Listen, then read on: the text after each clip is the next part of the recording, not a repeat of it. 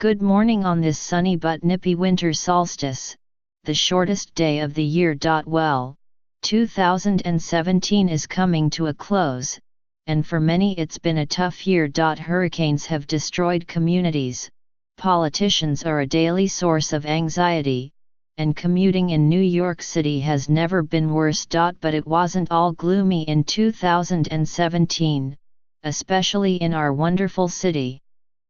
To brighten your outlook for the coming year, here are just a few of the nice, reaffirming things that happened here in the past 12 months. January. We got a new subway line. In the first major expansion to the system in more than 50 years, the 2nd Avenue line opened to smiles, selfies and tears of joy. February. We're a city of decent human beings. When hate crimes spiked around the country following the election, our city wasn't immune. But when someone scribbled anti-Semitic graffiti on an Uptown 1 train, New Yorkers stepped in to clean it up. March.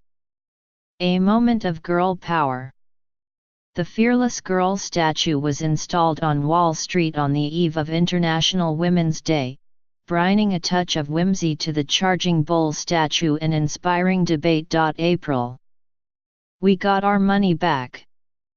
In a late-night budget deal, Congress allocated money to reimburse the city for security costs for protecting Trump Tower. May. A new ferry launched. The Rockaway Line, the first of 6 new ferry routes, set off on its maiden voyage. With the subway in disarray, it was a bright spot for commuters, who pushed ferry ridership numbers above expectations. June.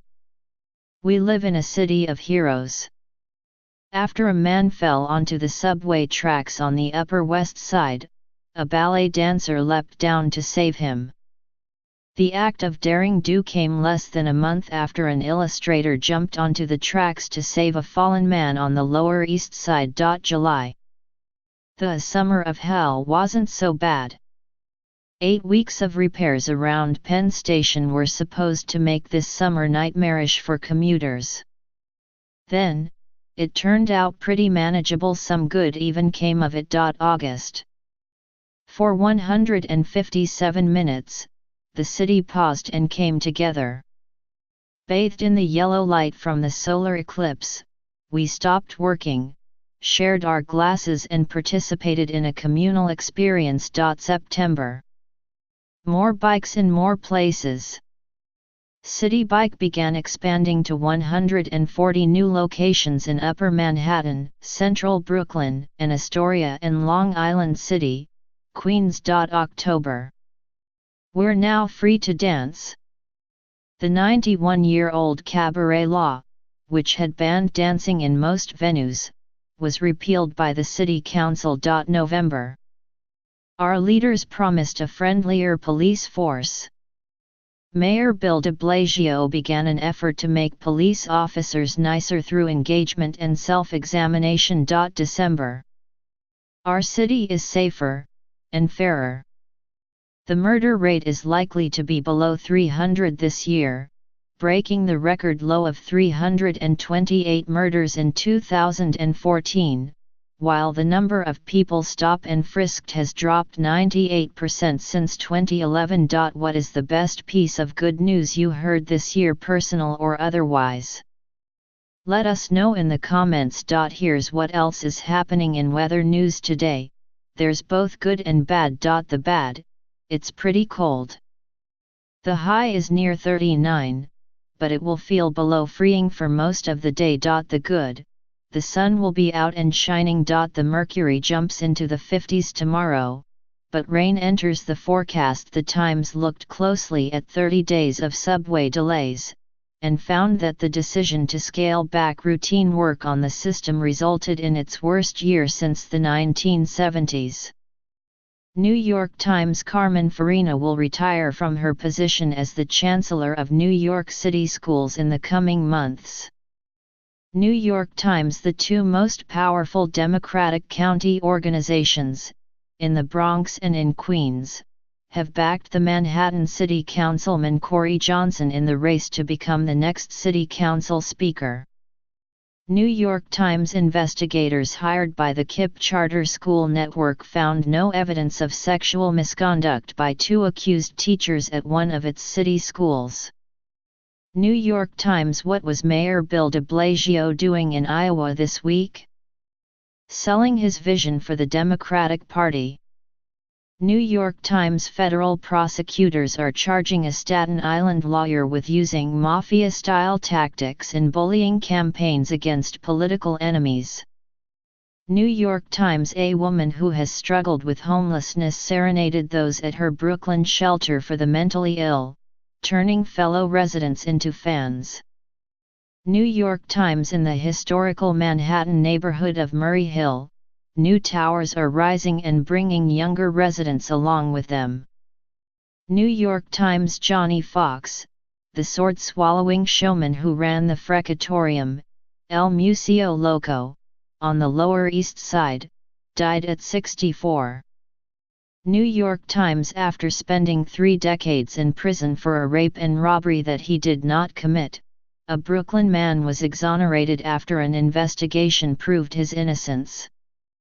New York Post: The Brooklyn District Attorney presented over $750,000 in restitution checks to 5 electricians who were owed pay after their employer pleaded guilty to grand larceny charges last month. Brooklyn Daily Eagle: Today's Metropolitan Diary, Why I Quit Driving. For a global look at what's happening, see your morning briefing. Make Music Winter brings more than a dozen musical parades to public spaces across the 5 boroughs. Times and locations vary. Free: Join the Gates Soundscape, an immersive sound walk in which participants wear portable speakers and create whimsical music with their steps, starting at Gansevoort Plaza below the High Line. 5:30 p.m.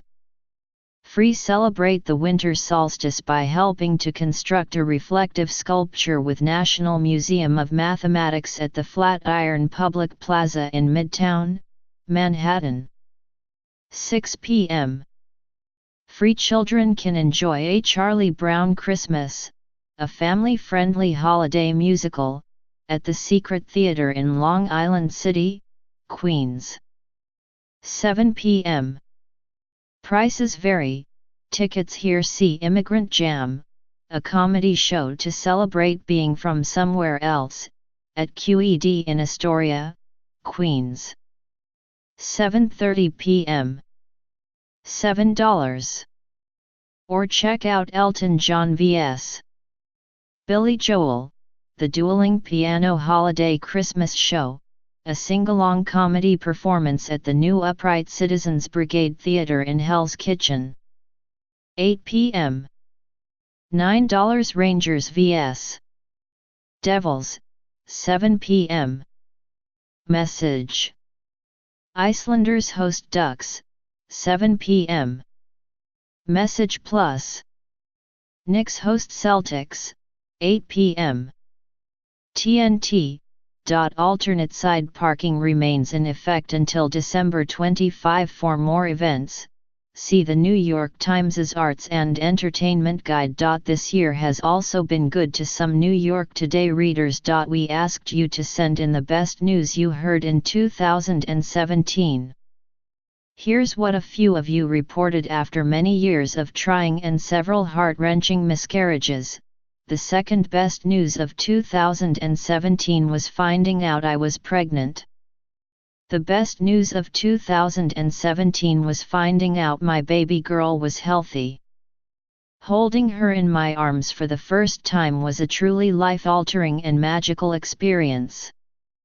Diana Trotner, 37, Brooklyn. On March 25, 2017, I randomly reconnected with the son of a family friend I hadn't seen in 15 years. He had been my first kiss, at my uncle's wedding, when we were both 9. We fell in love at age 24, and plan to move in together when my lease is up. We're staying in the city, of course. Susanna Schaff, 25, Crown Heights, Brooklyn. Both of my daughters got married to great guys within 3 months of each other, and both weddings were included in the Sunday New York Times. Audrey Rolnick, 61, West Orange, N.J. As my 50th birthday approaches, 10 of my Swarthmore College buddies came together to pledge $50,000 to the nonprofit I run, FAN4KIDS, which teaches fitness and nutrition in New York City public schools. Amazing! Robert Oliver, 49, Boerum Hill, Brooklyn. In June 2017, I moved back to New York from Chicago, where I had been living on my own. It took living 1,000 miles from home to realize the importance of family, friends, and New York bagels. Maria Macron, 23, Selden, Long Island, New York. Today is a morning roundup that is published weekdays at 6 a.m. If you don't get it in your inbox already, you can sign up to receive it by email here. For updates throughout the day, like us on Facebook. What would you like to see here to start your day? Post a comment, email us at newyorktoday@newyorktimes.com, or reach us via Twitter using number NYToday. Follow the New York Today columnists Alexandra Levine and Jonathan Wolfe on Twitter. You can find the latest New York Today at newyorktoday.com.